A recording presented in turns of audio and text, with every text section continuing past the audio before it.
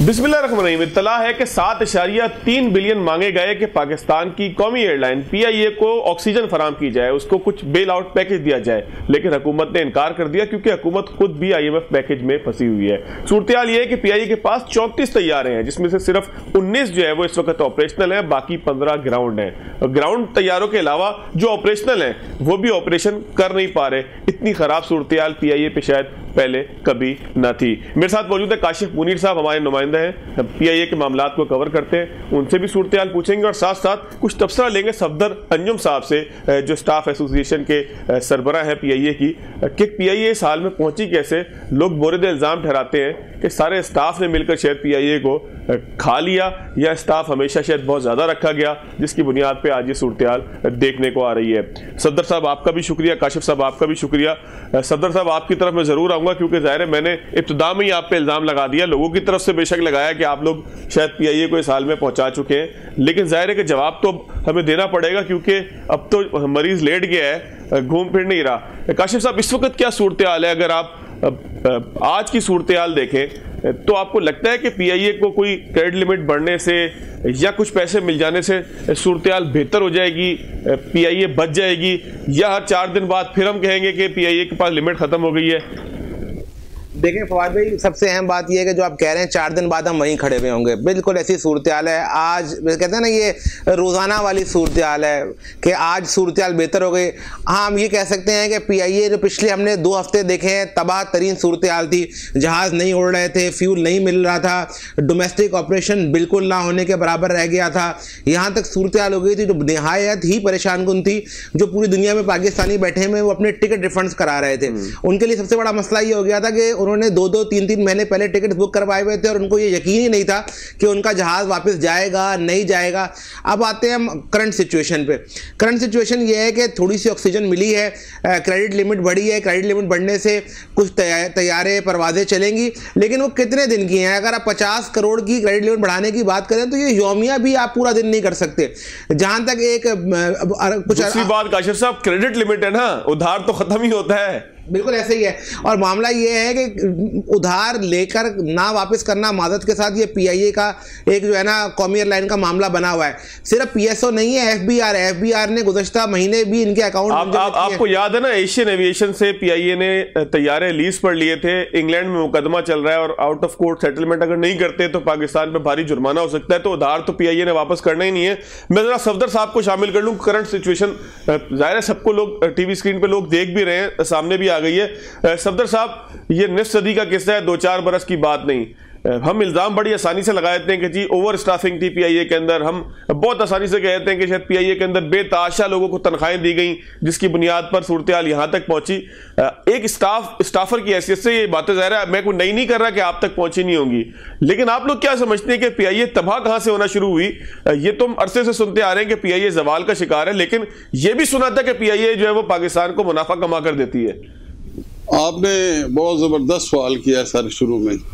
जहाँ तक ताल्लुक है मौजूदा सूरत-ए-हाल का, इसको समझने के लिए ज़रूरी है कि जो आपने कहा है कि इसका कब से शुरू हुआ है। PIA अल्हम्दुलिल्लाह 90 की दहाई तक एक कामयाब एयरलाइन थी। पाकिस्तान दुनिया की 10 बेहतरीन एयरलाइनों में थी और एशिया की नंबर 1 एयरलाइन थी। ठीक है, ये उस वक्त तक थी जब तक PIA का बोर्ड ऑफ डायरेक्टर आज़ाद था, जब तक PIA के अंदर हुकूमती मुदाखलत बिल्कुल नहीं थी और PIA आज़ादाना कमर्शियल बुनियाद पे चलाया जाता रहा था। 80-90 की दहाई से PIA में हुकूमतों की मुदाखलत शुरू हुई। PIA ओपन स्काई पॉलिसी, सियासी भर्तियां आई और चेयरमैन लगाया गया, CO लगाया गया, सारे वो जो करते करते आज 30 साल फिर भी इस इदारे ने इस हाल में पहुंचने के लिए इतना मजबूत ये इदारा है कि इसने 30 साल लिए हैं। 30 साल में हर हुकूमत ने, हर सियासी गवर्नमेंट ने इसमें इसकी PIA की तबाही में हिस्सा डाला है। 90 के बाद किसी एक भी अच्छा सफदर साहब, जब हम कहते हैं कि सियासी भर्तियां हो गई, सियासत ने जो है वो इस जगह तक पहुंचा दिया, तो कहीं हम ये बात तो नहीं भूल जाते कि हमने शायद पीआईए ने दौरे जदीद के जो तकाजे हों, क्योंकि देखिए ना बहुत सारी एयरलाइन उसके बाद आई, नाम अगर यहाँ पर लेना शुरू करें, एयर ब्लू आई, फिर बीच में एयर इंडस आई, फिर बहुत सारी बंद भी हो जाती हैं। फिर हमने देखा बोजा एयर आई थी, बोजा एयर बंद हो गई, लेकिन एयर सियाल बड़ी कामयाबी से चल रही है, सीरीन एयर चल रही है, एयर फ्लाई जिना बड़ी कामयाबी से चल रही है, और भी पार्टी आने के लिए तैयार होती हैं। तो ये सिर्फ पीआईए के साथ ही क्यों, इनका बिजनेस मॉडल में तो कहीं खराबी नहीं थी? नहीं, पीआईए इन सब हालात के बावजूद पीआईए सबको मुकाबले में बेहतर है। पीआईए दुनिया की तमाम एयरलाइनों को कंपटीशन देने के लिए तैयार है। अल्हम्दुलिल्लाह इसमें आप देखें कि जब से ओपन स्काई पॉलिसी आई है, इस वक्त 300-350 से ज्यादा दूसरी एयरलाइनों की फ्लाइटें जो है ना पीआईए, दुनिया में हर मुल्क, हर हुकूमत अपनी एयरलाइन को, अपने इदारों को प्रोटेक्ट करती है। हमारी किसी हुकूमत ने भी हमारे इदारे को प्रोटेक्ट नहीं किया, जिसका नतीजा ये निकल रहा है। ये ओवर स्टाफिंग की या ज्यादा, इस वक्त पीआईए के अंदर पाकिस्तान के तमाम इदारों से कम तनख्वाहें हैं। आप बिल्कुल ये परसेप्शन सही कर रहे हैं। माजी में तो ज्यादा लेते रहे, नहीं कभी भी नहीं ज्यादा। हाँ, माजी में हमारी अच्छी तनख्वाहें थी, लेकिन आहिस्ता आहिस्ता जो हुकूमतों ने अपने मनपसंद अफराद को यहाँ सीओ लगाया, यहाँ इंचार्ज लगाया, फिर उनकी प्रोटेक्शन के लिए पीआईए के अंदर मेरिट का निजाम खत्म हो गया है। अब लोग ये समझते हैं कि हमें काम करने की बजाय हमें अपने आला हुकाम की खुशनुदी हासिल करनी चाहिए, तरक्की के लिए करनी चाहिए, पोस्टिंग के लिए करनी चाहिए। तो इसलिए इस वक्त जितना भी मामलात खराब है, हुकूमत की मुदाखलत, पीआईए को आज कमर्शियल बुनियादों पर चलाया जाए, पीआईए को आज थोड़ा सा सपोर्ट करके, पीआईए के बुरे हालात कभी भी नहीं रहे। नहीं, लेकिन सफदर साहब सवाल पैदा होता है, और ये सवाल जो मैं समझना चाह रहा हूं, तो मैं काशिफ साहब से जरा इसके ऊपर राय ले लूं।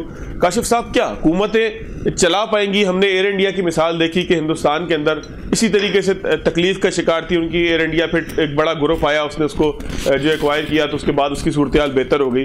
तो आप अगर बहैसियत एविएशन रिपोर्टर, बहैसियत कॉमर्स रिपोर्टर आप ये देखें कि बिजनेस मॉडल में तो कहीं ऐसा फॉल्ट नहीं है?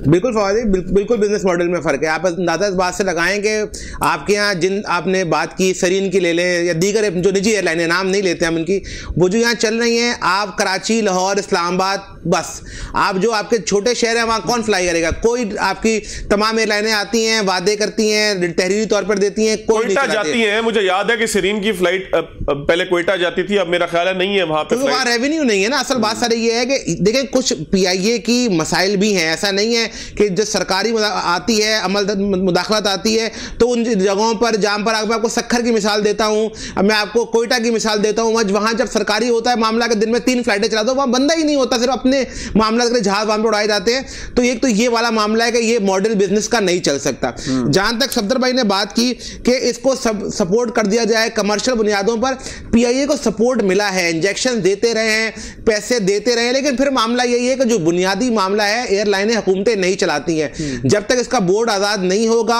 टॉप की जो मैनेजमेंट है वो प्रोफेशनल नहीं आएगी। अभी आपके जो सिर्फ 26 अरब के अगर पीएसओ के ही वाजिबात है, वो पूरे भी दे दे, आप इनको पैसे दे देंगे, फिर वहीं खड़े भी होंगे। मसला ये है कि जो मॉडल है वो कामयाब नहीं है। सुराख बंद नहीं करेंगे तो लीकेज तो होती रहेगी। आजकल जो सबसे अहम मामला है, पीआईए ने गुज़श्ता 2 हफ्ते में एक बड़ा, अब अच्छा गए या कैसे गए, एक प्लान बी पर काम ये शुरू किया है कि जो वो सेक्टर है जहां पर पैसे नहीं आते, उन्होंने परवाजें बंद कर दी हैं। इस तरह पीआईए कमाना तो शुरू कर देगा, लेकिन जो नेशनल कैरियर होते हुए अगर वो छोटे जगहों पर नहीं जाएगा, तो आप देखें आपकी पूरी साइकिल नहीं चलेगा। काशिफ साहब, बिजनेस मॉडल को ठीक करें। एक आपके पास ऐसी कंपनी होनी चाहिए, बेशक नेशनल कैरियर ही हो, उसकी 2 पार्ट होने चाहिए। एक ऐसी जगहों पे हो जो नुकसान वाले रूट्स हो, वहां हुकूमत सब्सिडी देना चाहे, फ्लाइट चलाना चाहे, जरूर चलाए, लेकिन पूरा जो चलते हुए रूट्स हैं, जो हमारी बराह रास्त फ्लाइट होती थी कभी शिकागो के लिए, कभी टोरंटो के लिए, वो तो सोच भी नहीं सकते, मुसाफिर रुल रहे होते हैं। मैं एक ब्रेक लेता हूं, ब्रेक के बाद बात करेंगे आगे कैसे चला जाए।